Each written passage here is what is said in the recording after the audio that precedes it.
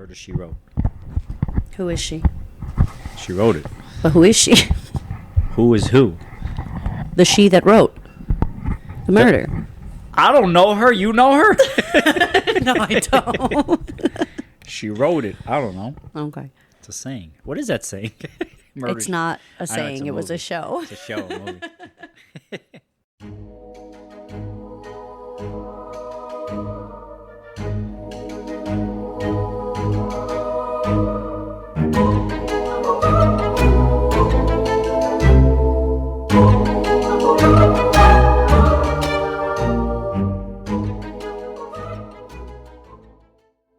Hey guys, Married to Macabre podcast. We're back. We're back, baby. Let's do it. Let's talk about murders. Hi, everyone. What Isaac meant to say was welcome back to Married to Macabre. I'm Dee. And I'm Isaac. And my voice just cracked when I said macabre. So that's fun. How are you doing? How was your week? It was good. It was good, right? Yeah, it was Not good. too bad. Yeah, All right. alright. Halloween's coming.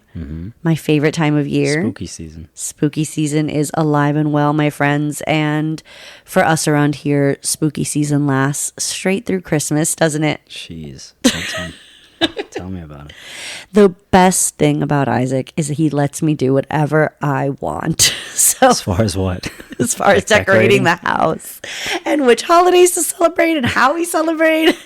We don't have bats this year. We That's have a gotten- bat. We have one bat that's like barely hanging on. Well, we've got bats. They're literally right here to my right. You just got to help me put them up. Isaac, we have a 12-foot skeleton in the front yard and a 10-foot spider web, and you're complaining about the bats? I love the bats. I do love the bats, too. They're cute. But we do have Patsy Bones, our 12-foot skeleton, or 10-foot. No, he's 12-foot for sure. I don't know. It's a fucking skeleton bigger than the house. Fucking huge, yeah.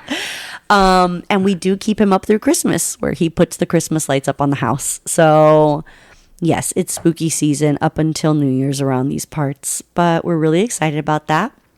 So, quick side note, low crime scene cleanup. We did mention the book we were going to be reading for book club, and it was We Used to Live Here. And I do want to clarify that, because I did have 2 listeners, which God bless you guys are the best, reach out to me and ask me which book it was, because apparently there are 2 books by the same title. So the book I'm talking about, we actually posted on our Instagram, so make sure to go and follow us and like and all that good stuff. It is Married to Macabre Podcast at Instagram, also on TikTok, same name, Married to Macabre Podcast. And that book, it has a white cover and it says, obviously the title, We Used to Live Here, and it was written by Marcus Kleiwer, Kliwewer. Kleiwer, right? We should have the book here instead of across the damn room where you're I squinting forgot your to eyes. move it to the Like, what are you looking at? Oh, I it's saw the you. book across the room. Because I left it on my work desk. I forgot to move it next to my laptop. So I was like, oh no. So yes, by Marcus Kleiwer. Really good book. Wow. Can't wait to recap with some of you.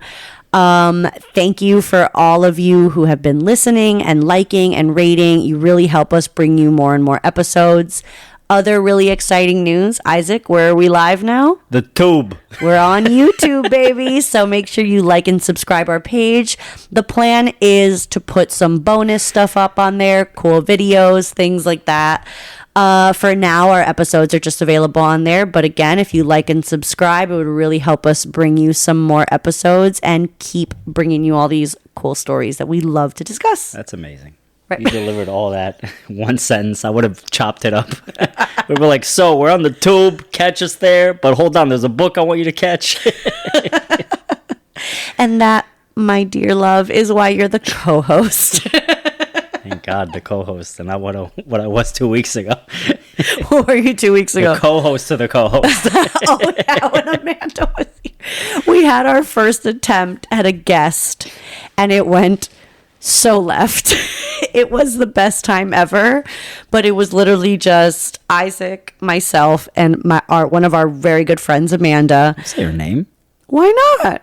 I don't know if she likes that. She was literally on the episode. I don't think she minds, Isaac. So our dear friend Amanda, who is brilliant and was wonderful, but the problem is the 3 of us have too good of a time together. So You couldn't hear crap over all the laughing, so we're going to try again.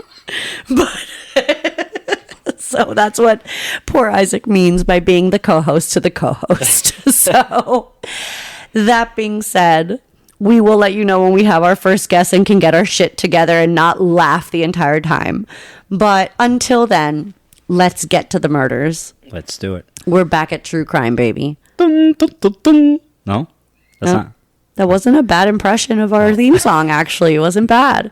But I hate to tell you, baby love, we are back at true crime and murder.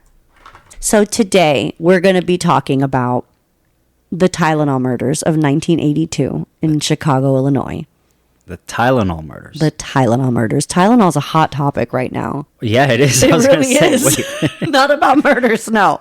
That was the 80s. Yeah. No, now so it's something completely different. This is the 80s? This was in 1982 in Chicago, Illinois. So this is a little tale about the Tylenol murders. Started out with something super ordinary. Just a headache, and then medicine for a headache, and then within minutes, death. I'm talking minutes. So this is a story about how America trusted its medicine cabinet and probably never trusted it again since. Okay? A crime with no fingerprints, no motive, and no closure. That's so fun. I know you hate cold cases, but here we are. So tonight we dive into this case, right? It's September 29th, 1982. And we find 27-year-old Adam Janus, a postal worker. He wakes up early in the morning to get ready for work, but his chest is killing him. He feels sore and body aches, and it sounds like a flu onset, something like that. So he takes a Tylenol for the pain and continues to get ready for work. Next thing you know, 911 is called, and they arrive at Adam's house and find a 27-year-old man, quote, built like a bull, collapsed on the floor, pupils dilated and fixed, and they do everything they can think of, and they lose him. The EMT that actually was there and tried to revive Adam, he was interviewed recently, and he says that he can remember it like it was yesterday. It's one of those cases that just stayed with him because he's the one that described Adam as built like a bull. It made no sense. This guy was 27 years old. Yeah, it was in good shape. Yeah. Active, healthy, no issues. He woke up with chest pain and died. No, and like nothing that they can figure out like in the moment makes sense. So they're assuming heart attack, right? Yeah. So that's another thing though. A 27-year-old healthy man just had a heart attack, and why? So they don't know what the hell just happened. They rush him to the hospital even though he's already gone. Like they know he's done. Doctors look him over. They say, yeah, it was a heart attack. They couldn't find an answer except cardiac arrest. Okay. So now the news about Adam's death starts to spread across his family, where his mother asks his siblings to come to Adam's house to mourn together. Because remember, he died early in the morning. Specifically, she calls Adam's brother Stanley and his wife Teresa, who say that they don't want to come, but that mom guilt kicks in real hard. And she tells them, you must come. You have to be with your family in a moment like this. I'm not going to let you stay home. And like any good son and brother, he and his wife decide to go. That evening, grief fills the Janus home. Adam's family gathers to mourn. Everyone's there, his siblings, some cousins, the grandmother. And as we could only imagine, there's tears and sobbing and confusion, overthinking, trying to put this puzzle together. Because like we mentioned, Adam was a young and active, strong man, and now he's just dead. And the doctors are saying it's a heart attack, and his family is, they're confused. He didn't have any issues. Yeah, no closure. None. And it's just, it seems like just this fluke accident that's just ended in horrible tragedy. So all the things, the crying, the sobbing, the confusion, the making sense of it all things that would naturally lead to a headache. So, and that's exactly what happens to Adam's brother, Stanley, He gets a headache. and his wife, Teresa. Yep. They both start getting headaches, and I'm sure it's from the stress. And Stanley sees a bottle of Tylenol on the counter, takes 2, passes it to his wife. She takes 2 as well, in an attempt to relieve some of the tension from this god-awful day. Within minutes, what do you think happens? I think they pass out. Stanley collapses. So the family calls 911, obviously in a complete panic. The EMTs get the call, and it's the same team that came in the morning. So they think to themselves, right? They think to themselves, what the hell's going on with this family? exactly. This can't be right. Man down at the same address. So they actually, in the interview, heart attack as well here. well, we'll get to it.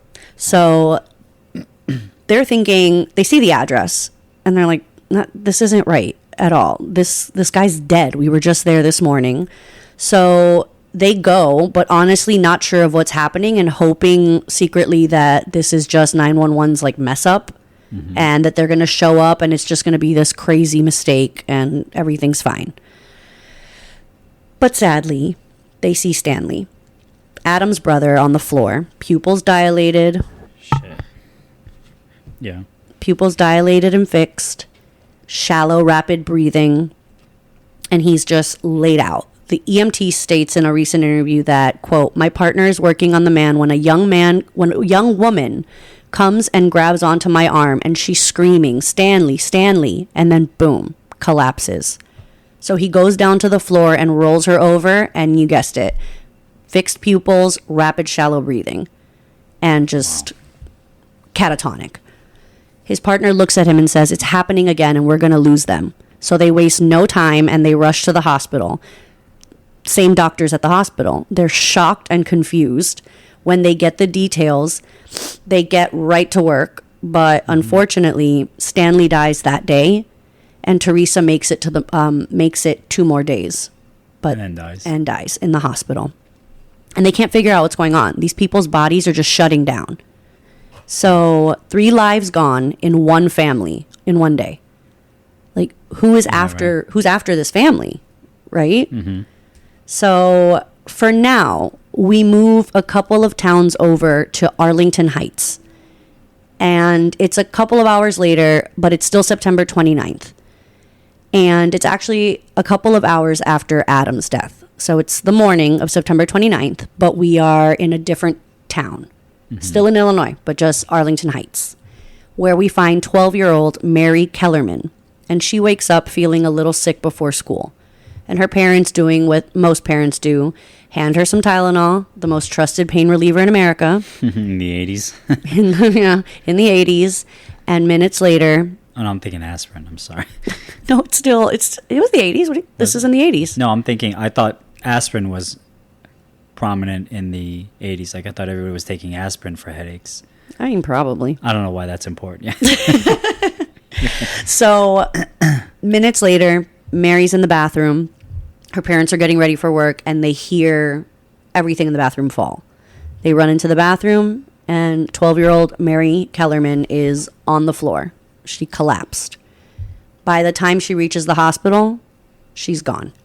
Oh, my God. They lose her. But what happened?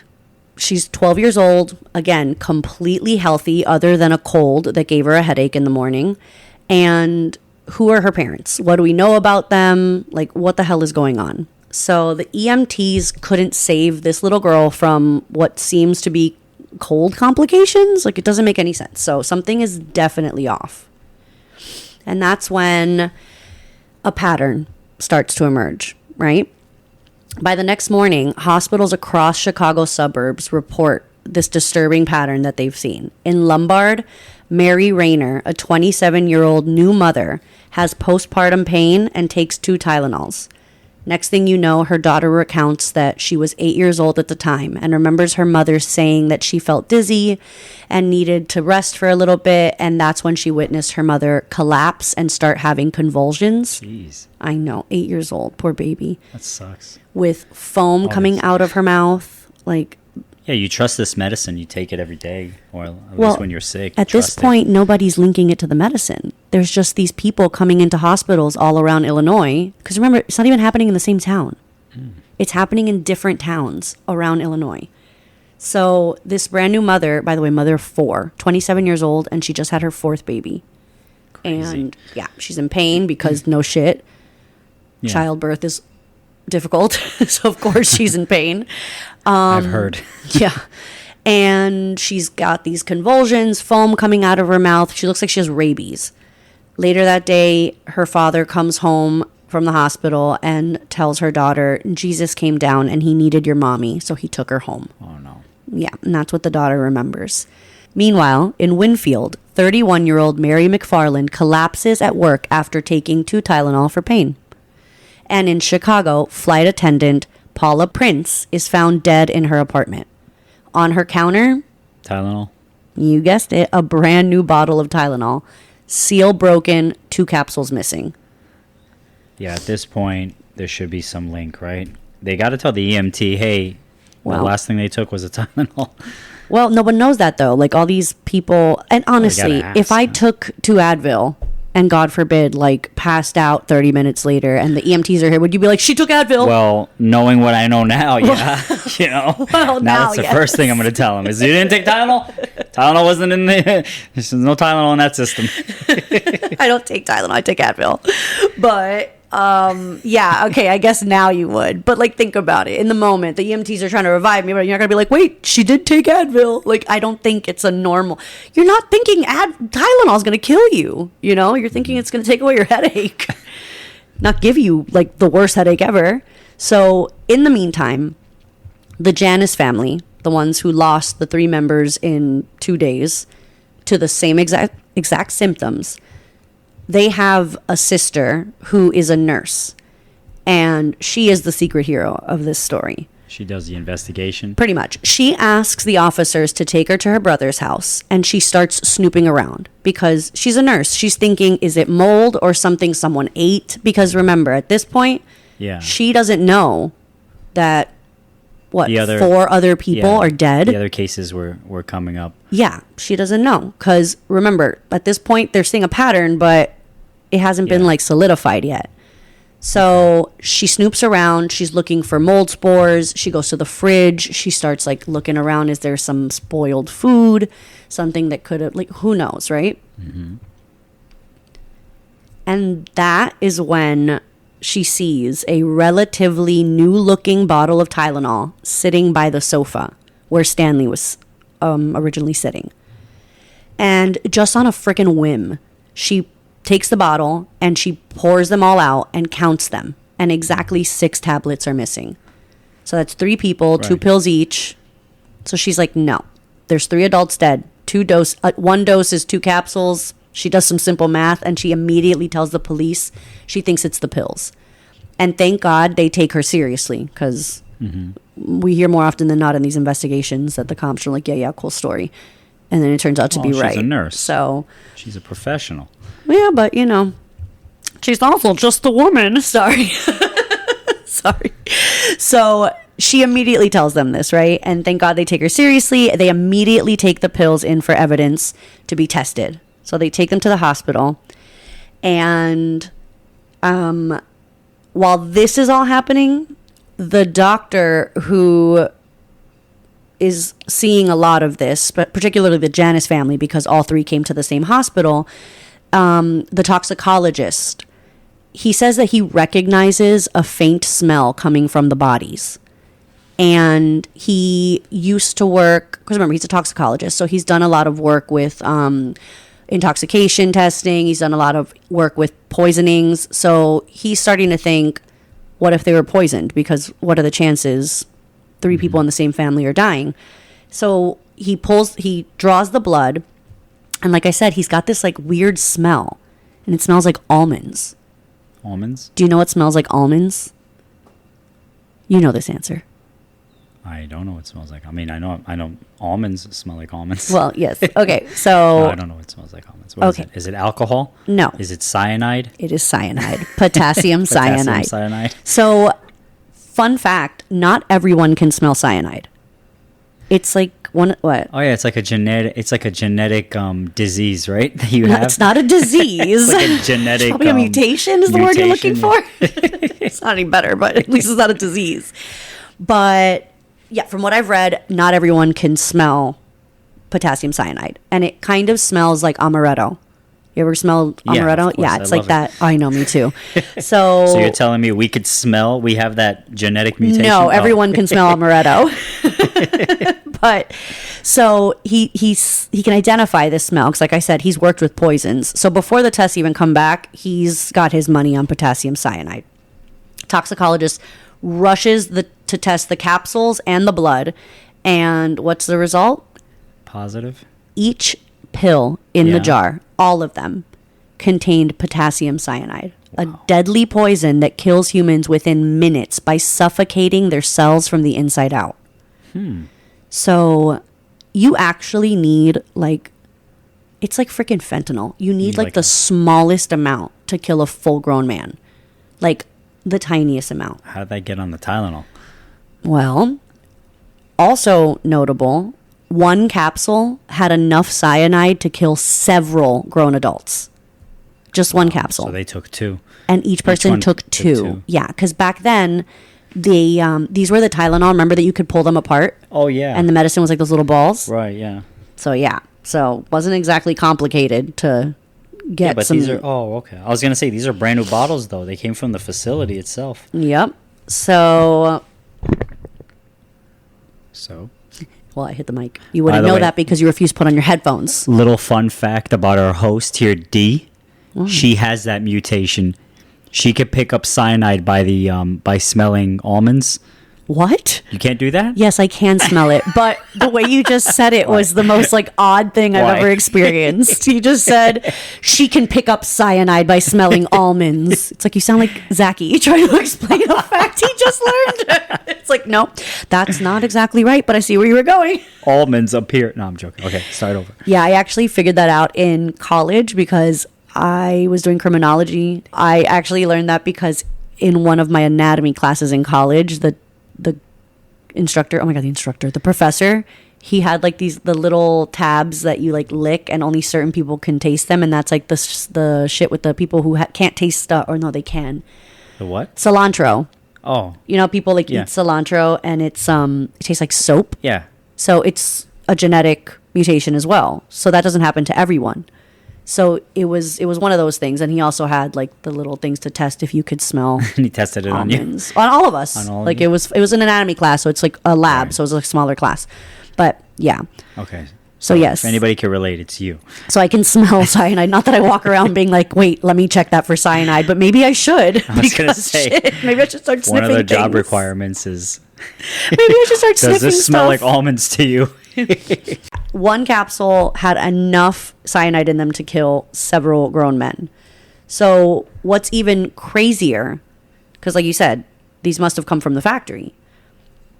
The lot numbers on the multiple bottles from the 7 different dead people are different. They weren't manufactured in the same factory. They weren't. Oh, then wait. So So different facilities. different facilities, different time, different everything. Because remember, everything goes by lot number. So Okay. this didn't happen in the factory. This happened after the pills were already in retail circulation. Oh. Right? Yeah. Someone somewhere is tampering with medicine on store shelves. And they have no freaking leads. They don't know. They can't even put it together because they're not even in the same town. So they're like, what in Right. the actual hell is going on? So Johnson & Johnson, the maker of Tylenol, launches a massive nationwide recall. Over 31 million bottles are pulled from the shelves. The loss, more than $100 million. God damn. I know, right? But public trust is priceless. So they had to take the hit. Also, $100 million in 1982. 80s. What the hell is that now? I don't even want to wrap my head around that one. Insanity. So, I mean, listen, kudos to Johnson & Johnson because Yeah. exactly, To public recover trust from that. and to recover from that and to make Yeah. that call so quickly, Mm-hmm. they get my respect. I don't know. to be honest, I don't know if too many companies would do that today, but back in 82, I think that was a great call. And actually, the company's quick response is later hailed as one of the best examples of corporate crisis management in retail history. Because they were so diligent in pulling them off the shelves. Yes, they didn't jump into damage control first, right? Yeah. They came out immediately and said they don't know if this happened in the factory. They don't know. So for the time being, stop buying Tylenol. We're taking them off all the shelves. You will have no access to Tylenol. If you have Tylenol in the house, throw it away. But this was all in like one general town, right? It was in Illinois. That's a bold move to pull it out nationwide. Babe, remember, it was Illinois, but it was different towns. Right, okay. Like far enough apart where you can't determine what store it came from. Okay. So yeah, you could have pulled it in just Illinois, but what's to say someone didn't like get it and like take it with them, on vacation? They already have like blood on their hands, so they're probably like, yo, pull the plug now and then we'll deal with it later. 7 people are dead. Yeah, from ages 12 to I think 36 or something. It's insane. That's horrible, yeah. So, they did the right thing. They didn't ask questions first and whatever. They pulled everything and then they tried to figure out what the hell happened. And I believe even the Johnson & Johnson, like a spokesperson, did a press conference and said, like, please, everybody, throw away your Tylenol. Don't take it. Don't buy it. Just toss it. They urged the public to also actually not even throw it away. Turn them in. Go to your local police department and drop off your Tylenol bottles. Go to the hospitals, drop off your Tylenol bottles. Police cars, it's like legit a 1980s slasher film. Police cars are driving through neighborhoods, talking on like the speakers, warning everyone to not take Tylenol and to throw it away or to turn it in. They have door to door. There's footage of cops going door to door, literally asking people, do you have Tylenol in the house? Jeez. And people are like, I saw like 2 or 3. And one lady was like, no, should I? They're like, no, you're fine, ma'am. Another one's like, yes, I do. And the police officer said, okay, you need to take it into the police department or the hospital or throw it away. So they are going all out throughout all of Illinois. Shelves are sitting empty and America's medicine cabinet suddenly feels like a loaded gun. Nobody wants to take anything. Because let's be real, honestly, would you take Advil after this? No. I wouldn't take anything. I wouldn't take vitamins. Nothing. Which, by the way, another fun fact, you know how you always make fun of me for meticulously checking the seal on everything, and if it's like a little bit open, I make you take it back? Is it because of this story? 100%. I learned about this story through either Forensic Files or New Detective, something I wasn't supposed to be watching. If it's medicine, I don't give you crap about medicine. That's a no-brainer. No, I know, but food. Well, I mean, no, I don't give you crap for food. Well, you make fun of me. I make fun of you. I make fun of you over everything, though. So what difference does this make? This is true. But you do make fun of me and say I'm a little bit neurotic. But look, I learned about this story when I was like 8 years old, watching something I had no fucking business watching. About this Tylenol thing? Yeah. Because remember, I used to... 80s. I keep forgetting. Don't you remember I used to like sneak watching like Forensic Files? I told you I used to put it on mute and like read the captions. And that's why now I can't watch TV without captions, no matter how loud it is. So this is why my mother did not want me watching that, because now look at me. Now I'm like looking for microscopic holes on like the butter seal. But you know what? Better safe than sorry, if you ask me. So... Here we are. We're on the hunt for a fucking ghost in the wind. Because these people have no connection. Right, they have nothing. Nothing. They look, the cops try to find a connection. No one knows anything. The only connection is that the EMTs that went to the Janus house for Adam and Stanley and Teresa, when they went back for Stanley and Teresa and they saw how they were looking, another EMT said to the other, this is what happened to the Kellerman family this morning. And the other one didn't know about it. He's like, yeah, another for some reason, he had heard that in another county, a little girl had collapsed and looked like this. So that was really like the beginning of starting to make connections, but that's as far as we get with a connection. Like, these victims don't know each other. There's nothing tying them. So investigators are in the dark. They have no clear suspect, no security footage, no fingerprints, no witnesses, just bottles of Tylenol that were clearly purchased, poisoned, closed, and returned to random stores. What a sick fuck. Yeah. So, but soon after this, a letter surfaces. Oh, I love these. Is he writing it like to the chief of police? No, crazier. A man named James William Lewis from New York writes directly to Johnson & Johnson, Okay. demanding $1 million to, quote, stop the killings. $1 million. $1 million. To stop. Oh, okay. In exchange Yeah. to stop the killings. Yeah, I heard that wrong. I know. $1 million. To continue. And No. Stop your killing. It's like, no. So, a little bit about Lewis. Both the bank account and the business that he mentioned in the letter had been defunct for quite some time. But they weren't a total waste for police either. When they started digging into the history of the travel agency he named, it led him to, well, not him, it led the police to a disgruntled former employee of Johnson & Johnson. Her name was Leanne Lewis, his wife, basically. And when they started looking into Leanne, they took notice of James. So James wasn't even the first one they found. They found information on his wife linked to the company and the bank account that he named in the essential ransom letter. Really, it's an extortion letter. Yeah. But, ransom is in like, you give me this money and I'll give you back what you want, which is stop fucking killing people with your product. Right? So he wasn't even on the radar. It was Leanne because she was a former employee of Johnson & Johnson. And allegedly, they treated her really poorly, according to her. So we'll get to that. So she decided to kill Well, customers. listen, when you get a letter extorting you for $1 million after 7 people are dead, and it's somehow connected to a person who you fired, I would say that's a safe bet, right? Like, I'd say it's a safe curiosity to follow. So, funny thing was, they were like, oh, her. She was pissed. Let's look into her. Who's her husband? James Lewis? Oh, that guy? James Lewis is not a new name to law enforcement.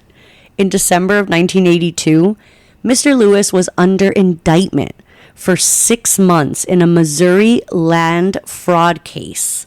And he was the subject of investigation in mail fraud and Internal Revenue Service Service investigation in Kansas City. So he has a rap sheet. He's got quite a rap sheet. So For fraud, though, not for murder. Well, then there's that little run-in with the law over that murder in Kansas City in 1978. Really? Yes. Lewis had been charged. So he got charged for this too. Charged. So not just an indictment and then never mind, not just questioning, not any of that. No, full on murder. Full on charged for the murder of 72-year-old Raymond West, a former accounting client of his. So this guy was a fucking accountant too. And after he was he was a former client of Lewis. The accountant. Lewis was the accountant. Yeah. And the 72-year-old Raymond West was his client. Yeah.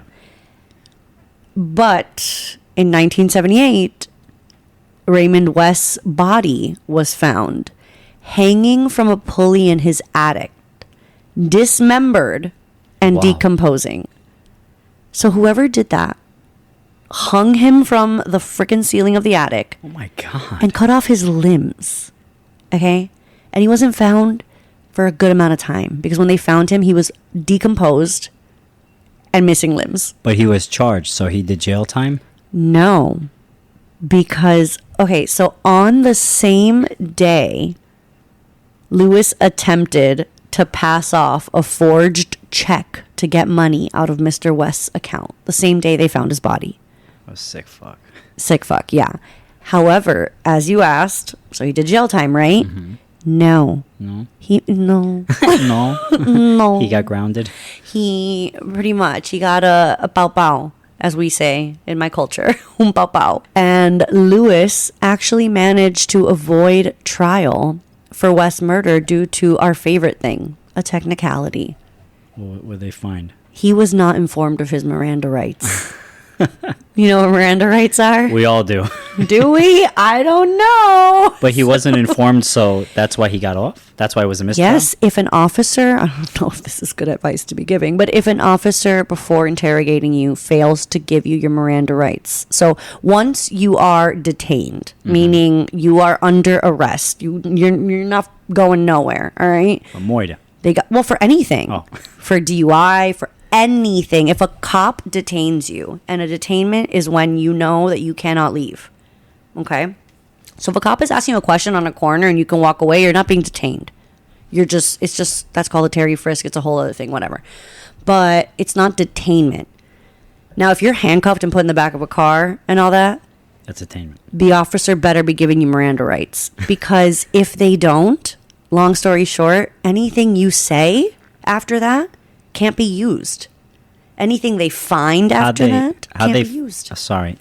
But how did they figure out he didn't get his Miranda rights read? What did he say? He never did it? Listen, I didn't look into the trial I figured you were talking motions about and things. No, I'm just I explaining what shouldn't even be Miranda asking. rights are. We should be No, it's pushing this along. It's fine. It's fine. Bottom line was, officer didn't read him his Miranda rights, and that was enough, because anything said or done or like found after that point of detainment is now no good, basically, because you aren't aware that you have the right to a lawyer. You aren't aware that anything you're going to say is going to be used against you in a court of law. Everyone's heard Miranda rights, right? Mm-hmm. You have the right to remain silent. Anything you say and do will be used against you in a court of law. Blah, blah, blah, blah, blah. If you'd like to run an attorney, if you don't afford one, we'd get you one. So yeah. We all know that. So with that being said, since it's such like a blanketed statement, shouldn't he have known better at this point? no, because back in 82, it wasn't such a blanket statement. Miranda rights weren't always around. Fuck. Miranda rights didn't come out until... When was Miranda arrested?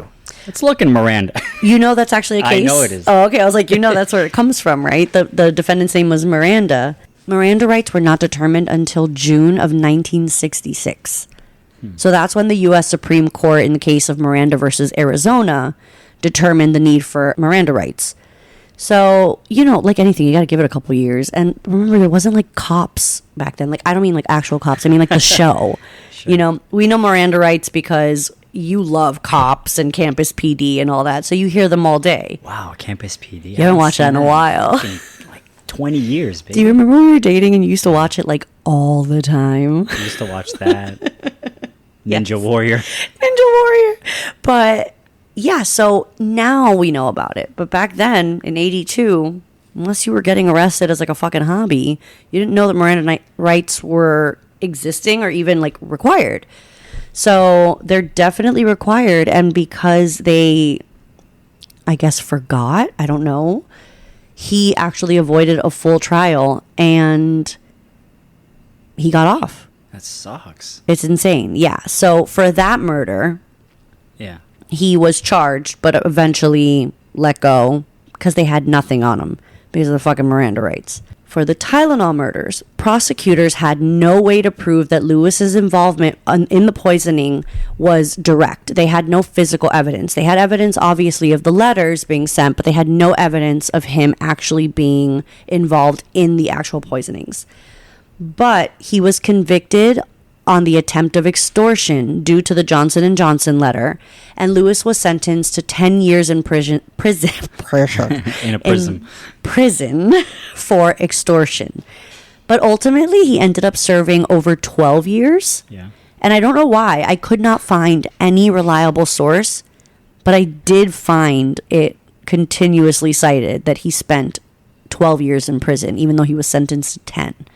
but nothing could tell me why. So he must have like started a fight in prison or some shit.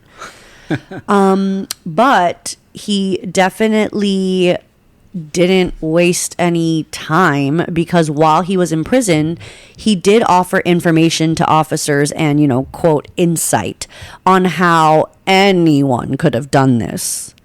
So this is where he told them things like a peg drill into the bottom of the pill. Which is what he did, probably. Probably. But then again, it's also those pills that you could take apart, like we mentioned. So, like, that seems a lot easier. But I don't know if he was who knows? upgrading to Advil. Oh, my God. Can you imagine? So at one point, he was giving them information, right? And they were trying to use him to catch the real guy, right? Because he's insisting it wasn't him. So they're like, okay, let's figure out who this really was. Let's talk to him. Let's see what information we can get. And at one point, Lewis asked for immunity in exchange for additional critical information. Well, what else could you say besides, I know of, like, the whereabouts of more bottles where I've placed. Right. It's the only thing that would be worth it, right? Yeah, or that you know who did it. Like, actually, the reason I know this is because I helped the guy do it. Like, I told him the way to do it or something like that. Like, who knows? This guy's full of shit, okay? He's obviously a horrible human being, whether he did the Tylenol murders or not. He's fucking horrible, right? Oh, that's for sure. That's for sure. So, at that point, cop said no dice, and he stopped talking. Yeah. Also a red flag, if you ask me. But whatever. So after finishing his time and getting out of prison, still he denies that he actually committed the murders, and even sent letters to the Chicago Tribune saying things like he was the actual victim and he's a scapegoat and he's like the victim of this very elaborate framing job, and that while he did write the extortion letter, he never denies that. He states that he did so only to draw attention to the, quote, shady business practices of his wife's former employer. Yeah. Do you love me this much? Would you send an extortion letter for me if a company was mean to me? Depends. So, in short, he wrote the letter to point out the company's discrepancies and basically revenge for firing his wife. He could not frickin' stop talking about these damn murders, okay? He was just as obsessed. He was going on talk shows. He was writing letters. He was offering interviews. Like, the man could not shut his trap about these murders. So every chance he got, he was mentioning it, right? So this obviously made investigators in the 2000s think, we can get a confession out of him. This guy wants attention. Yeah. Right? So they set up a sting operation. I know you love a good sting operation. So an undercover agent this is actually really cool what they did. So an undercover agent, my dream job, posed as a researcher working on a book about the murders, about the Tylenol murders, who wanted to use Lewis as an expert and research partner. Fucking brilliant, because people like this that just can't shut their mouths. Yeah, he wants attention. At the first opportunity, he's gonna spill the beans. He's gonna spill and squeal. Spiel. He's gonna spliel. He's gonna spliel.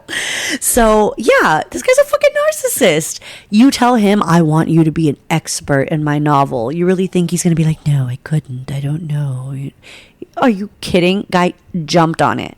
Apparently he jumped on it so hard that he rode this horse like for a while, getting wined and dined by the FBI or whoever. I forget who, if it was the FBI or the local police, but whoever set up this sting operation, they went like all out. They were taking him to expensive lunches and dinners to discuss this novel.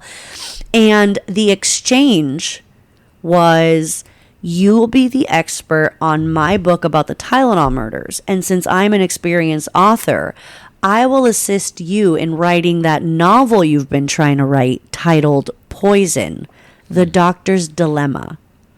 A fictional plotted novel that lined up very suspiciously, some might say even confessionally, in line with the events of the Tylenol murders, from the point of view of the killer.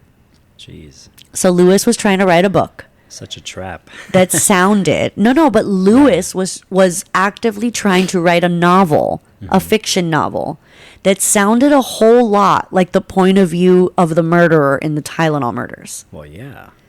He's the expert. How else would you? Clearly. So in exchange for the guy helping him write it, he was going to give him info on the Tylenol murders and his quote insight on how literally anyone except him could have done this, right? Eventually, they raid his house, right? And this shut him up again. And sadly, no evidence was found in the house connecting him to the murders. And get this, the DNA from the original bottles that were tested in 1982 don't match. Whoa, really? Yeah, but also remember what I've told you in prior episodes, What and about like DNA not for being- fucking years whenever I talk through the ID episodes and explain things to you. When did DNA become prevalent in criminal investigations? 1994. Something like that. I think it was I 92. don't know the year. I'm joking. No, you're close. I believe it was 92. So it was in the 90s, 10 years after the Tylenol murders. So I don't know how reliable the DNA evidence from the bottles is 10 years later. Okay. You know what I mean? And especially something like this, like touch DNA, right? Because there's no fingerprints. We've already determined that. There's no like physical evidence like carpet fibers or hair fibers. So what they're talking about is touch DNA, DNA left behind by like shedding skin cells. Touch DNA hasn't been prevalent in criminal investigation until very recently. Like, it's still questionable. So if you're telling me that it didn't match the touch DNA from 1982, I don't know how much weight I'm going to put on No, that. yeah. No, You I know, agree. back in the 82, and I'm not making this up, they used to test like semen samples and things like that against control samples. Do you know how they got the control samples? They got officers and like lab workers to give them jizz samples. That's horrible. It's Ugh. disgusting. Exactly. No, but I'm Johnson, serious. Drop it. Literally, like they would have to bring a sample and that's what they would test against. That's how they would test, you know, quote unquote DNA. What the fuck was going on in police departments back then? Orgies, We apparently. need you to go to the semen room. Don't ask any questions. And don't ask any questions, Johnson. Johnson's like me again.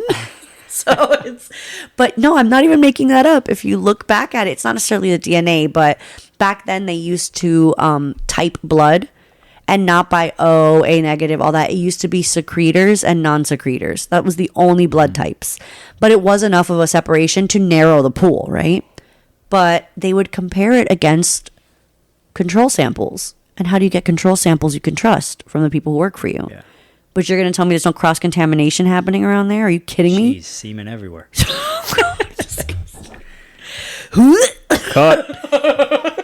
Sorry, it's not a moment. That should be the intro. Semen everywhere. So, yeah, it didn't match. But we take that with a grain of salt because the 80s were fucking weird. You take it with a grain of semen. Stop it. So we take it with a grain of whatever the fuck was being passed around in the 80s because it's nonsense. And then we get to 2022 where they came after him again and were building a pretty solid case against him on new DNA and new information when he died of cardiac arrest. Oh, no. There was a quote from an officer that says that he sadly has to report that James Lewis is dead and that he's really sorry. And he's not sorry that he's dead. He's just sorry that he didn't die in prison. And I'm like, I get that. That's true. Because whether... He didn't really suffer. I mean, he suffered for 12 years, but that's not enough for the deaths. of seven Yeah, people, 7 people. including a 12-year-old girl who just woke up Yeah. with a sore throat. That's fucking Poor baby. And that poor mother who was like just trying to help. You know, like how many times have we given our kids Advil and Tylenol and just hoped that the bottle's clean? Like, what the fuck? It's madness. So, yeah, I agree with you. 12 years, not enough. So that is the main suspect, James Lewis. There was one other suspect named Roger Arnold. This guy lived in Chicago and was a amateur chemist. Oh, is he? Yeah, so Got a little chemistry set at home legit. set up. Yes, so his Tylenol hobby, so his hobby is literally messing around with chemicals. Like he loves chemistry, which I can relate. I like chemistry too, but, but you're not I don't here have a infusing- lab in my What was it? garage. Fentanyl? It's not fentanyl. What is it? Cyanide. Cyanide. Yeah, I don't have a Into lab. bottles, yeah. But Tylenol bottles. he was a full-on amateur chemist. He was like buying chemicals and testing reactions and like studying. And like, I get it. It's a hobby, whatever. It's a little weird, but it's a hobby. So he actually worked at a distribution center for a company that supplied chemicals to pharmaceutical firms. Okay. So this guy's looking real good too, right? So far, so good. Yeah. So far, he is checking boxes. So he was reportedly obsessed with the Tylenol Murders case. He would talk about it all the time, just like James Lewis. Would not shut up about it. He talked to all his friends about it. He talked to his coworkers about it and freaked them the fuck out. He literally fit a certain psychological profile that drew the attention of the police department. That's how much he talked about it. The police had heard, like, people have called the police and been like, listen. People in the neighborhood are saying. Like, no, his coworkers were like, this guy goes to the water cooler and is just like, hey, so what do you think about the Tylenol murders? And just like talks about ways it could have been done. And like, what do you think they did? Do you think they did it this way? I think it would have been good if they did it that way. Enough where people have called the police and been like, listen, I don't know, but I know. Okay? Yeah, right. So did they find out if they know each other? No, that's actually a really good question. I didn't read anything about those two being connected. Could you imagine if they're like buddies? That's not far-fetched. Shit. Remember, Lewis was saying he has information on Yeah, I was someone. Say, maybe that's him. Maybe, I didn't put that together. Very good. I'm like, maybe. You never know. So he was obviously obsessed, and enough that they called the cops, like I said. So Arnold definitely owned the chemicals needed and was very capable of making cyanide. So he had made comments about that to his coworkers as well. So he's not only mentioning details about the case, he's mentioning this, quote unquote, smart way to have done it. And he's also mentioning how he not only owns everything he needs, but is like completely capable of making the cyanide needed to put in the Tylenol bottles. So, I mean, these people rightfully called the police, right? So the police did search his home. They got a warrant to search his home. And they found chemistry books, lab equipment, and gunpowder. But again, no physical evidence linking Arnold to any tampered Tylenol bottle. No evidence of cyanide. Nothing. Crazy, right? Jeez. So after being publicly accused, Arnold's life completely unraveled. He blamed it on the media. He blamed it on all kinds of stuff. But he kind of lost his mind and he ended up murdering a man. What the fuck? Yeah. I was going to say, well, at least he's not a murderer. But then here you go with the punchline. Yeah, about that. He later killed a man that he mistakenly believed had been one of the people that informed on him to the police. Informed on him about him speaking about him possibly being the Tylenol murderer. Because remember, after he was accused, there was like a media frenzy. He couldn't leave the house. They were like, people were blaming him. People were torturing him, like, tormenting him, not torturing, tormenting him. I was going to say they're torturing him. Why? They have him in the Iron Maiden. No, but they're like calling him murderer and like everybody hates him. And so he takes this all to heart. Obviously, his life unravels and he thinks this man informed the police about all his nonsense mistakenly. So this guy had never called the police. This guy, I guess it was one of the guys he would talk to a lot at work. This guy was literally like, he was me, all right? He was just minding his own fucking business. He wasn't interested. But for some reason, he thought he did it. And in a rage, he ended up murdering this guy and going to prison for murder. Oh my God. Crazy. I know. So those were the two suspects. So what happened with him with the murder? Which murder? He just murdered a guy. He went to prison, I said. Oh my God. I'm so sorry. Cut that off. Do you remember when that one listener said you need to listen better? Shout out to you. You know who you are. I was listening. I wasn't hearing. Or what? The other way around. I was listening. No, I was hearing you. I wasn't listening. There we go. That's Isaac's permanent state of being. Listen, when you have to listen, right? When you have to hear 100 things at once, all the time, the kids. And then me. And then you, yeah. And the smoke alarm. No, I fixed that. Yeah.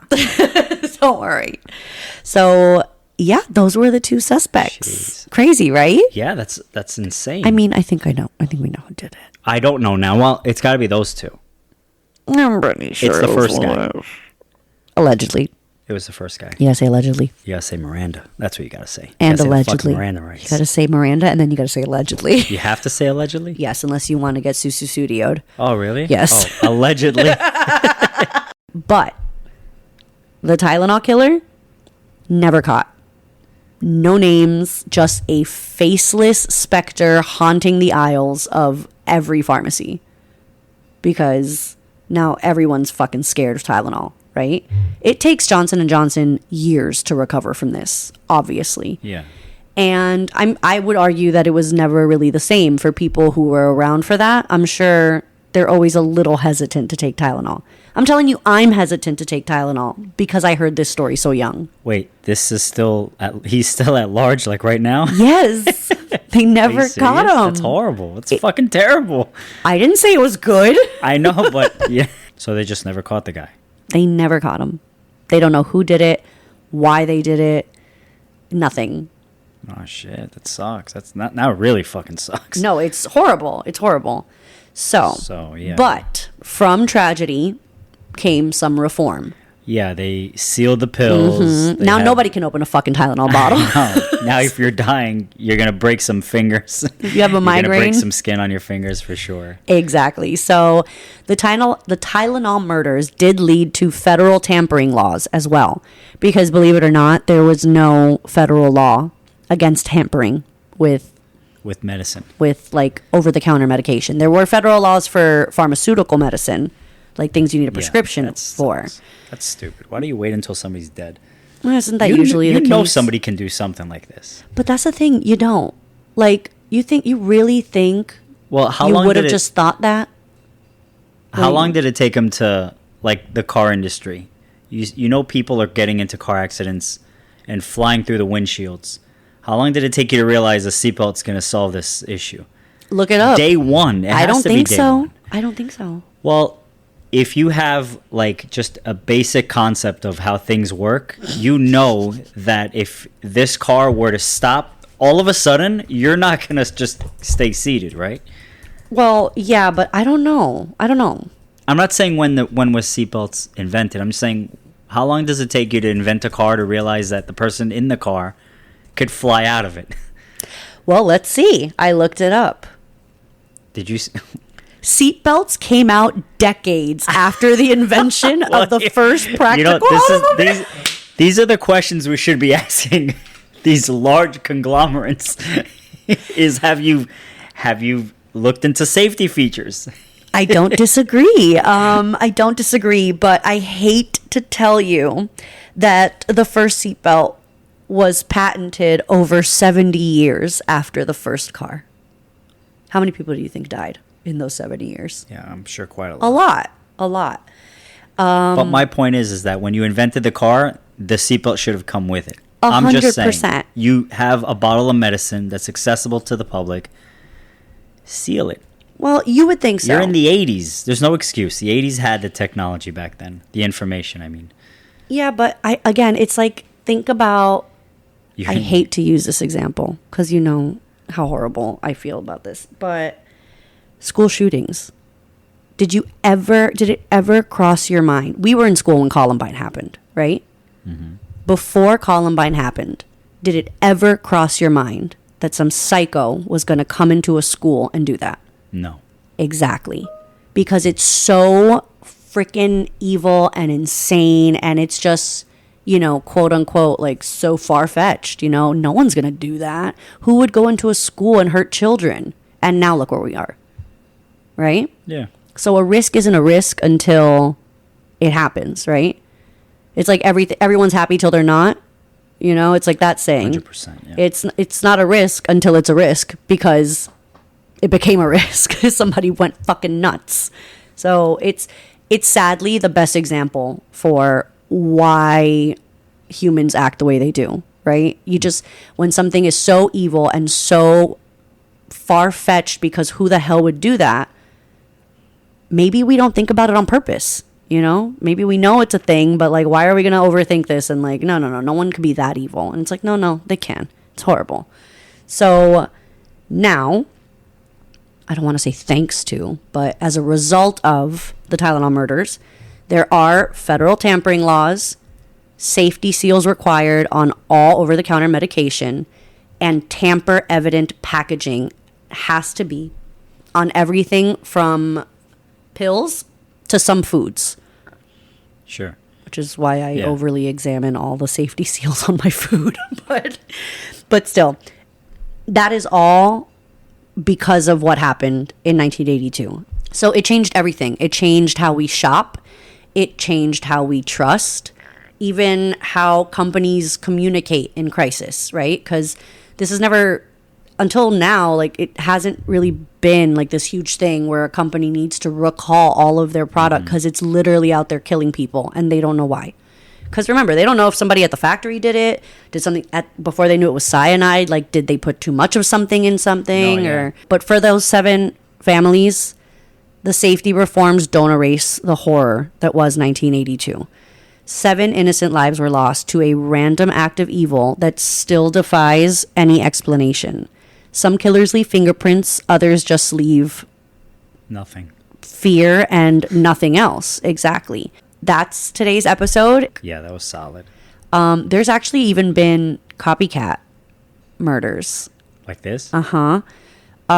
There was a woman who wanted to kill, I believe, her husband, or it could have been the other way around. I'm sorry. I can't remember exactly if she killed him or he killed her, but she did it by contaminating his Pepto-Bismol. Excedrin. Oh. Pepto-Bismol. The Pepto-Bismol I would do that strangler. for you if I needed to get rid of you. So. Cut that out. I don't have anything wrong with my stomach. Isaac has tummy troubles. I don't have tummy troubles. So. You're a goofball. It was the Excedrin, I believe, and she's fucking evil because she obviously contaminated just the one she gave him, but to get away with it, she like contaminated some in bottles and like put them in different stores so that they can think it's this shit again. Jeez. Horrible, right? Like evil. That's all fucking evil, but yeah, there's been a couple copycats since then. Not at this magnitude, obviously, and they didn't get away with it. But this guy did.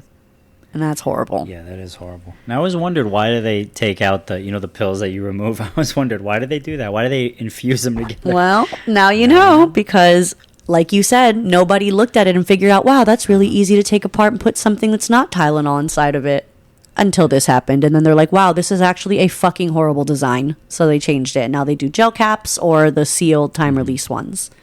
So that's today's episode.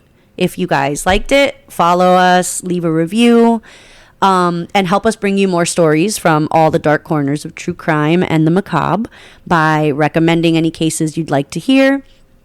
And we'll make sure that we cover them. So once again, thanks for listening to Married to Macabre, and we'll see you next week. Bye, guys. Bye. Check us out on the tube. Oh, yes, and go to YouTube and subscribe to our page. Thanks again. Bye.